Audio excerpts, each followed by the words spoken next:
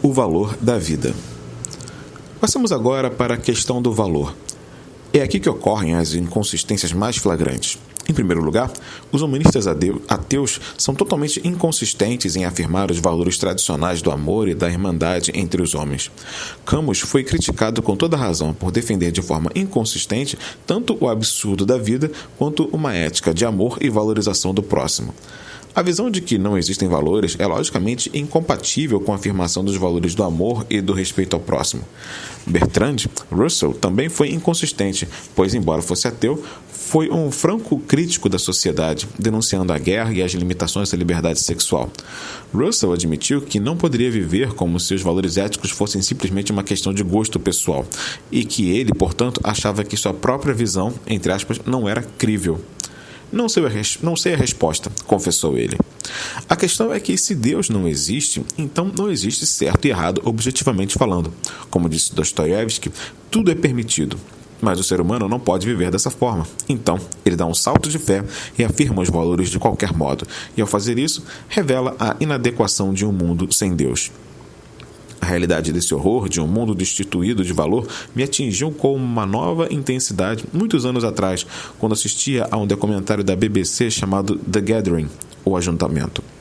Mostrava uma reunião de sobreviventes do Holocausto em Jerusalém, onde eles reencontraram amigos com quem há muito tempo tinham perdido contato e compartilharam suas experiências. Uma enfermeira, antiga prisioneira de guerra, contou como acabara sendo ginecologista em Auschwitz. Ela havia observado que as mulheres grávidas eram agrupadas pelos soldados por orientação do Dr. Joseph Mengele e colocadas nas mesmas barracas. Com o passar do tempo, ela notou que não vira mais essas mulheres. Então começou a perguntar: onde foram parar as mulheres grávidas que moravam naquela barraca? Você não soube o que aconteceu com elas? Alguém respondeu.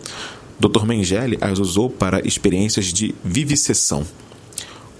Outra contou como Mengele havia suturado seus mamilos para que ela não amamentasse seu bebê.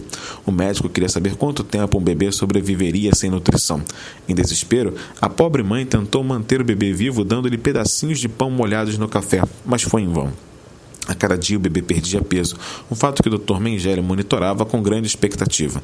Então, uma enfermeira secretamente veio até essa mulher e lhe disse: arrumei um jeito de tirar você daqui, mas você não pode levar o bebê. Trouxe uma injeção de morfina para você aplicar no bebê para acabar com esse sofrimento. Quando a mulher protestou, a enfermeira insistiu: olhe, o seu bebê vai morrer de qualquer jeito, pelo menos você se salvará. E assim essa mulher se viu levada a tirar a vida do seu próprio filho. Dr. Mengele ficou furioso quando soube disso, pois havia perdido a sua cobaia e começou a procurar o bebê entre os corpos para poder fazer uma última pesagem. Meu coração estava dilacerado com essas histórias. Um rabino sobrevivente sintetizou bem tudo isso quando disse que em Auschwitz era como se existisse um mundo em que os 10 mandamentos fossem ao contrário. A humanidade jamais vira tamanho inferno. E ainda assim, se Deus não existir, esse mundo, em certo sentido, é Auschwitz. Não existe certo e errado. Todas as coisas são permitidas.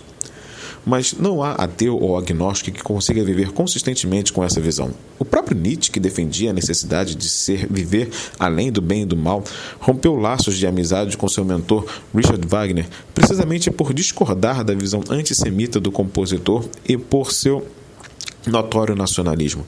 Assim como Sartre, que escrevendo logo após a Segunda Guerra Mundial, condenou o antissemitismo, afirmando que uma doutrina que leva a um extermínio em massa de pessoas não é meramente uma questão de opinião ou gosto pessoal como qualquer outra.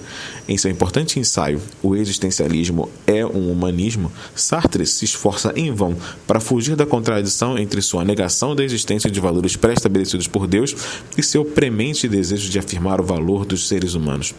Como Russell, ele também não pôde conviver com as implicações de sua própria negação de absolutos éticos. Como também não podem os chamados novos ateus como Richard Dawkins, pois embora ele afirme que não existe mal nem bem, não existe nada, exceto uma profunda indiferença, Dawkins é um moralista petulante. Ele condena veementemente atitudes como o assédio e abusos cometidos contra homossexuais, a doutrinação religiosa de crianças, a prática de sacrifícios dos incas e a valorização da diversidade cultural em detrimento dos interesses das crianças Amish. Ele é petulante a ponto de propor uma própria versão alterada dos 10 mandamentos para orientar um comportamento moral, ao mesmo tempo em que se mantém incrivelmente alheio à contradição com seu subjetivismo ético.